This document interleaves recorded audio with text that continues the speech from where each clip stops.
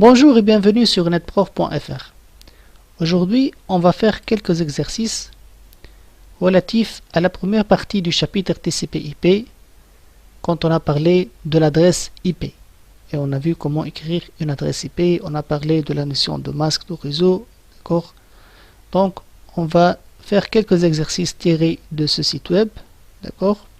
Et dans ce site, vous pouvez trouver quelques exercices qui parlent de la conversion de la représentation décimale à la représentation binaire et vice versa, chose qu'on n'a pas vue dans la vidéo suivante, dans la vidéo précédente.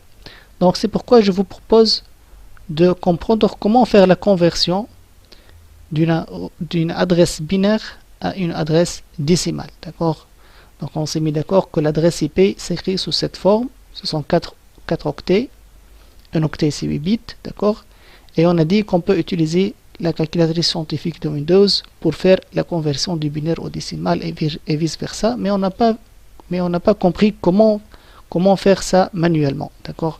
C'est pourquoi je vous propose de comprendre ça. Alors on a ici par exemple 123. Ça c'est la représentation classique du nombre 123. 123, on peut le décomposer en 3 parties, 1 fois 100, 2 fois 10, la partie dizaine, et 3 fois 1. D'accord? Maintenant, le 100, on peut l'écrire sous la forme de 10 à la puissance 2. Et le 10 sous la forme de 10 à la puissance 1.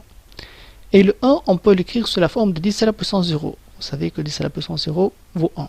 D'accord? On dit qu'on a décomposé le nombre 123 dans la base de 10. D'accord? Vous voyez bien que là, on a 10 à la puissance 0, 10 à la puissance 1, 10 à la puissance 2. Et là, on trouve les coefficients. Ça, c'est le coefficient de 10 à la puissance 2, coefficient de 10 à la puissance 1. Et là, c'est le coefficient de 10 à la puissance 0. D'accord? D'où la représentation de 123, qui s'écrit 1, 2 et 3. Ce sont les coefficients de 10 à la puissance x. Alors, on dit qu'on a écrit 123 en base décimale. D'accord? L'écriture en base binaire, c'est à peu près la même idée. On va décomposer un nombre, mais pas dans la base 10, mais plutôt dans la base 2. Par exemple, le chiffre 6 s'écrit 4 plus 2. D'accord? Alors le 4 c'est 2 à la puissance 2. Et le coefficient c'est 1. Et puis 2, on peut l'écrire 2 à la puissance 1. Le coefficient bien sûr c'est 1. Et puisque ce chiffre est un chiffre pair, donc 2 à la puissance 0 qui est 1, on va mettre le coefficient 0. Ainsi on a décomposé le 6 dans la base de 2 à la puissance 0, 2 à la puissance 1, 2 à la puissance 2. On va prendre les coefficients pour obtenir la représentation binaire du 6. D'accord? Donc 1, 1, 0, c'est l'écriture en base binaire, en base 2 du chiffre 6. D'accord? Ainsi, on fait la conversion du décimal au binaire.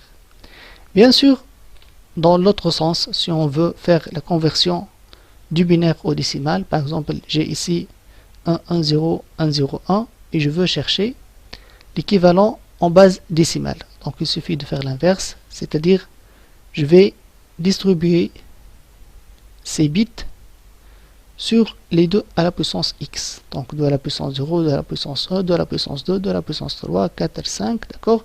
Et je vais distribuer les bits. Donc je vais obtenir ici 1, et puis 0, et puis 1, et puis 0, et puis 1, et puis 1, d'accord? Maintenant si je fais le calcul, donc je vais obtenir 32 plus 16 plus 4 plus 1, ce qui fait 53. Donc ça c'est la représentation décimale classique que tout le monde utilise de nos jours. Et ça, c'est la représentation binaire que les ordinateurs utilisent, et en cas particulier, pour écrire une adresse IP. D'accord? Mais, bien sûr, de nos jours, on n'écrit pas l'adresse IP sous forme binaire, mais on l'écrit plutôt sous forme décimale parce que c'est plus facile à retenir une adresse IP en base décimale que en base binaire. Alors maintenant, j'espère que vous avez compris comment faire la conversion du décimal au binaire et du binaire au décimal.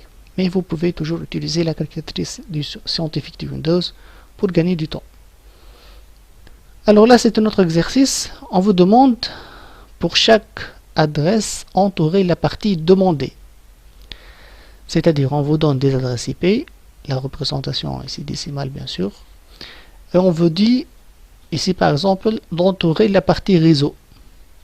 Je vous rappelle qu'on a dit que l'adresse IP se compose de deux parties. Une partie qu'on appelait identificateur du réseau, qui se trouve plutôt à gauche de l'adresse IP, et l'autre partie à droite qui identifie la machine de ce réseau. D'accord? Ce qu'on appelle ici hôte ou bien machine. D'accord? Donc une adresse IP se compose généralement de deux parties. Une partie à gauche qui identifie le réseau et une partie à droite qui identifie la machine de ce réseau. D'accord? Alors ici, comment je peux savoir où s'arrête la partie réseau et où commence la partie hôte? Donc, généralement, pour savoir ça, on a besoin du masque. D'accord? On a dit que le masque, il identifie la partie réseau. Là où le bit est mis à 1, c'est-à-dire qu'il s'agit de la partie réseau. Et quand le bit est à 0, c'est-à-dire qu'il s'agit de la partie identificateur de machine. Mais là, on ne nous donne pas le masque de ces adresses. Pour cela, on va utiliser la convention. Vous vous rappelez qu'on a parlé des classes. On a la classe A, la classe B, la classe C. La classe A entre 1 jusqu'à 126 3 fois 255. Alors, toute adresse IP de la classe A a le masque 255 3 fois 0. De même pour la classe B. Ici, le masque est 2 fois 255, c'est-à-dire que l'identificateur réseau correspond aux deux octets à gauche et l'identificateur de la machine, ce sont les deux octets à droite.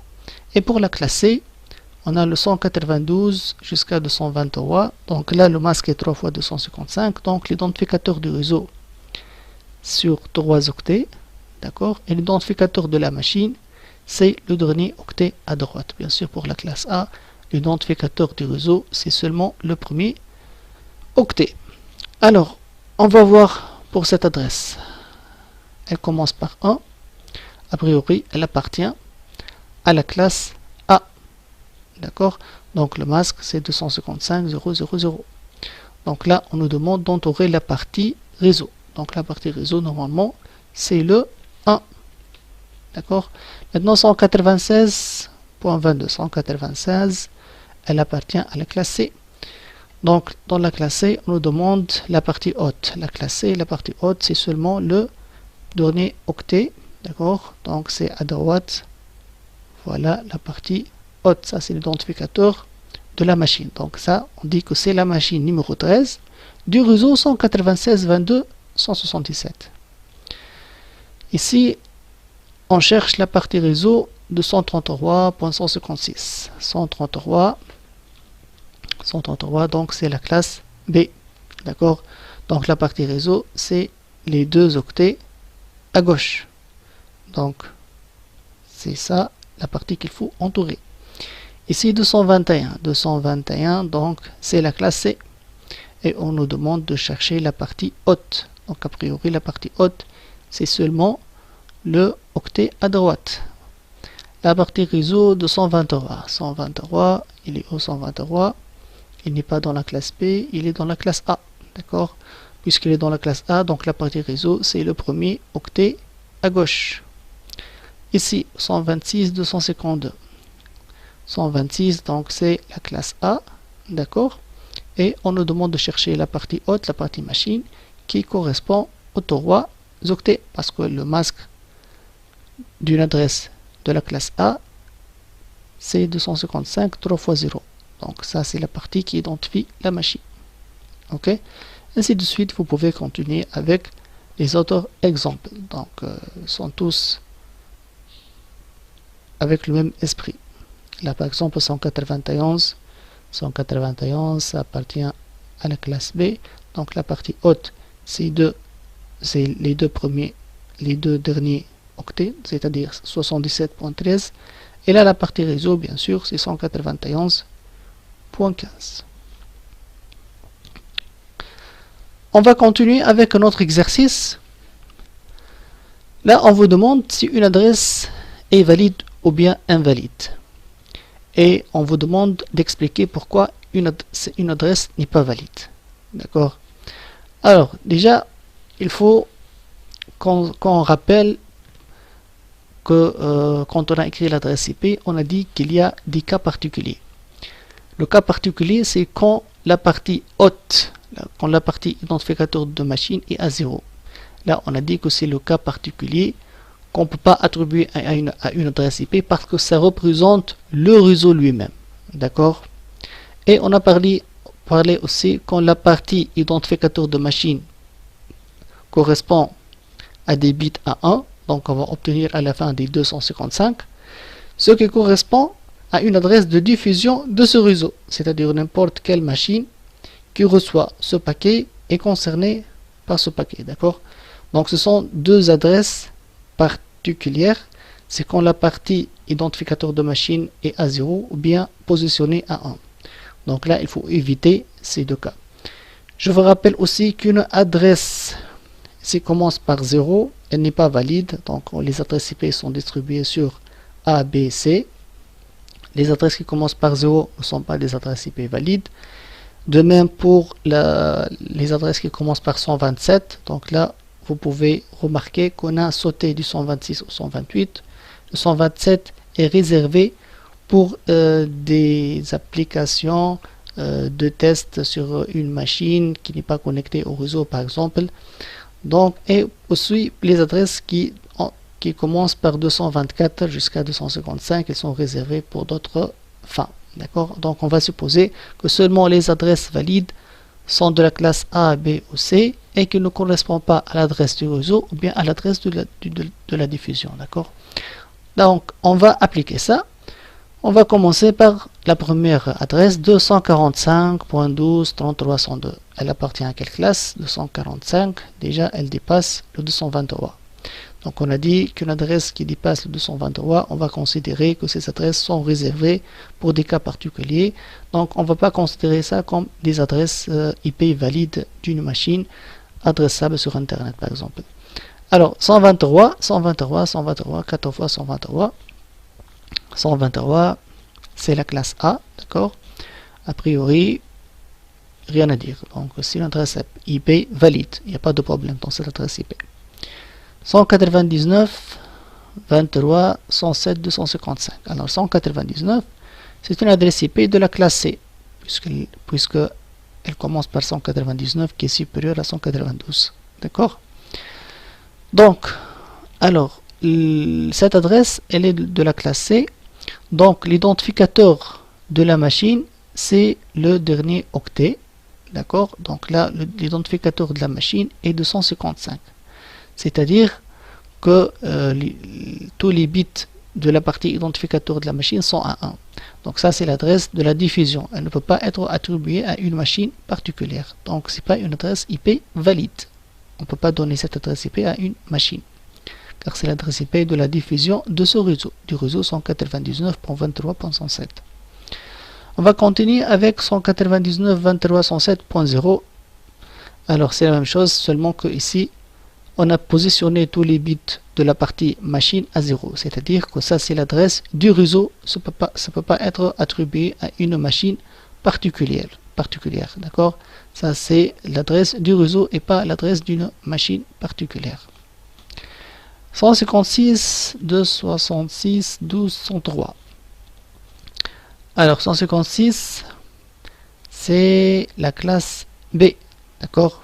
Donc a priori, quand on voit ça, on dit que c'est une adresse IP valide, il n'y a pas de problème. Donc cette partie qui identifie la machine n'est pas à 0 et n'est pas à 1. Donc a priori, c'est bon. Mais là, il faut faire attention. Ça, c'est un piège.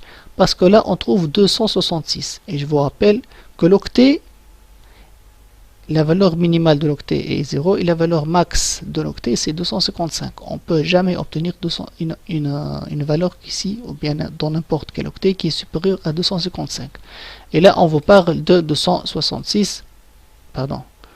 Donc c'est pas une adresse IP valide. Pourquoi? Parce que on ne peut pas obtenir ici un nombre supérieur à 255. Maintenant 99.0012. Alors ça c'est l'adresse de la classe A, d'accord?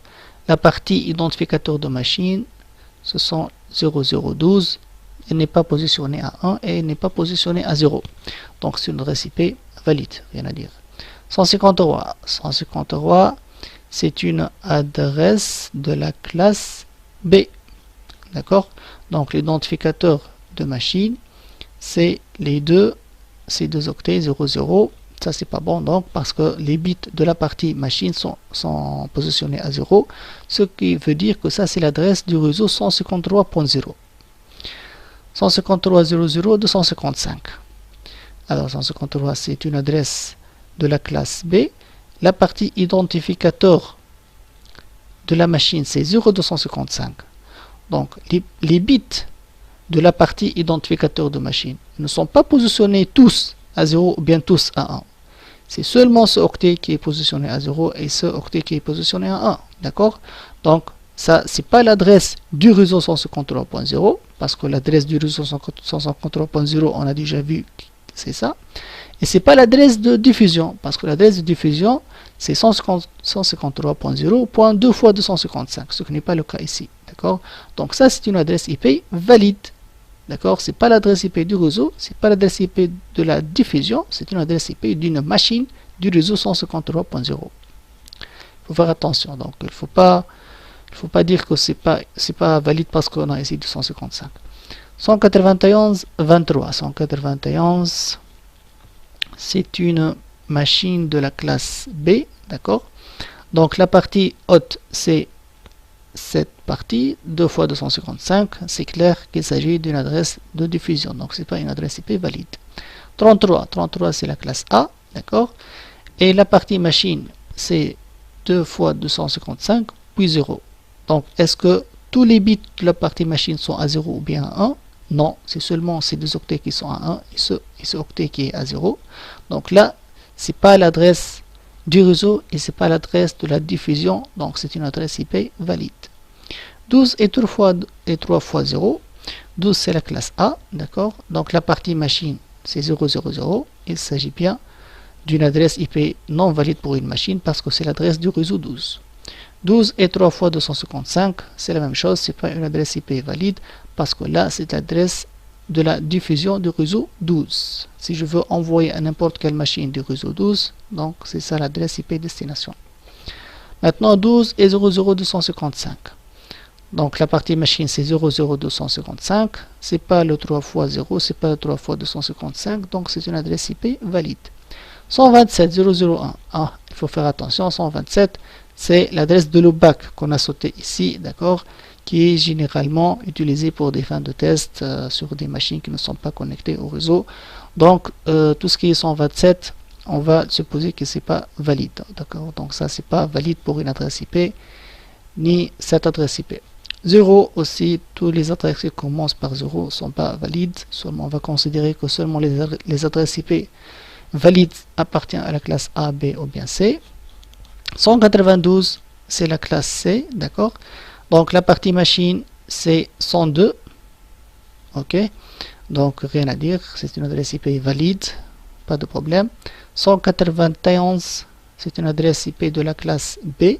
Donc la partie qui identifie la machine c'est 00. Donc ça c'est pas bon parce qu'il s'agit de l'adresse du réseau 191.105. Ça peut pas être une adresse IP d'une machine particulière. 203 c'est la classe C, d'accord. Donc ce qui identifie la machine c'est cet octet 255. Donc ça c'est pas bon parce qu'il s'agit de l'adresse de la diffusion du réseau 203.123.45. 224, alors tout ce qui est supérieur à 223, on va considérer que c'est pas une adresse IP valide puisque c'est réservé pour d'autres fins. Donc ça c'est pas une adresse IP valide. 223, là on est aux limites. Donc 255, 255, 254. La partie qui identifie la machine c'est 254. 254, c'est la dernière IP, la dernière adresse IP du réseau, d'accord, c'est une adresse IP valide, c'est pas de la diffusion et c'est pas l'adresse du réseau. 126.001, la partie qui identifie la machine c'est 001, donc là c'est bon, c'est pas le 3 fois 0, c'est pas les 3 fois 255. Et on va terminer par 177.45.123.255. Alors 177, c'est la classe B. La partie qui identifie la machine, c'est 123.255. Donc là, c'est bon, c'est une adresse IP valide, c'est pas la diffusion et c'est pas l'adresse du réseau. Voilà, j'espère que c'est clair maintenant la notion d'adresse IP. Je vous remercie pour votre attention et au revoir.